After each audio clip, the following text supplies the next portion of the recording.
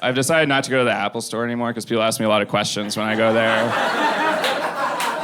And I don't actually work there, but actually when I was in high school, I was voted most likely to grow up to look like a guy who would get married and then take his wife's last name.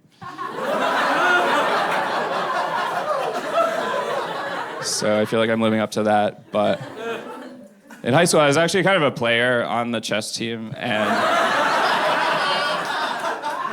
I used to wear Velcro shoes, which are really convenient because, like, when you have them, you don't have to worry about things like tying shoelaces or having friends. I was asking someone recently, I'm like, do you think I could pull off wearing Velcro shoes now? She's like, if you're wearing them now, you should pull them off and wear something else. At one point as a kid, I wrote a letter to Mad Magazine because they said Supergirl was from Krypton. I was like, technically, she's from Argo, which is a neighboring moon of Krypton.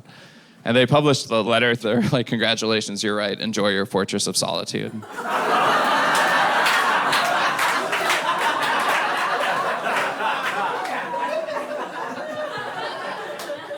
But anyway, I was an only child, so it's hard to get out of trouble as a kid. My parents would be like, hey, who broke the vase? I'm like, I don't know, it's the cat. They're like, we don't have a cat. I'm like, that's how sneaky she is. You don't even see her. They'd be like, go to your room. I'm like, that's what I was gonna do anyway. That's where all my toys are. There's nothing else to do. As an only child, I had to find weird ways to entertain myself, like tag, I'm it, you know, and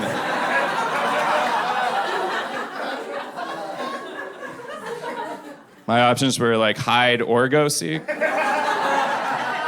I couldn't do both. I had to either hide while no one was looking for me, or go look for kids that were hiding in happier childhoods. I couldn't do air hockey. I did like air figure skating. That's just me alone at the air hockey table with one of the handles, making designs and then also judging them, like, oh, that was a 7.9. Or like Russian roulette with a Nerf gun, which that probably would have been more fun with other people, because it was just me shooting myself in the head with a Nerf gun every sixth time, and that got embarrassing in front of the hamster, like especially if the teddy bear won, you know.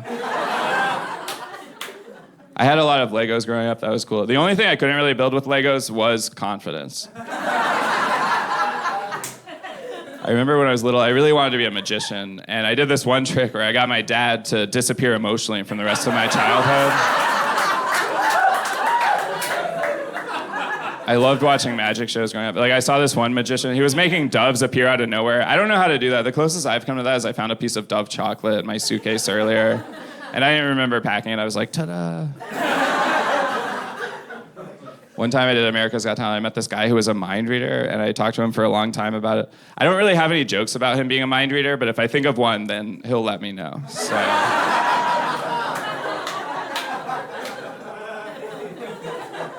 But growing up, I also wanted to be a director. I still want to direct something, even if it's like traffic outside.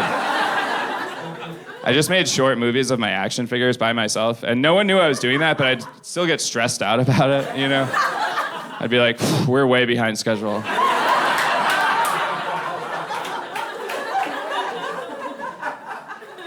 At one point, I auditioned for the school play Grease, and they told me I got the part of Alan, which if you saw the movie Grease, you might not remember Alan, because he wasn't in it. That's just a name they made up to make me feel better. My parents came to watch the play. They were in the audience, so they had the same amount of lines that I had.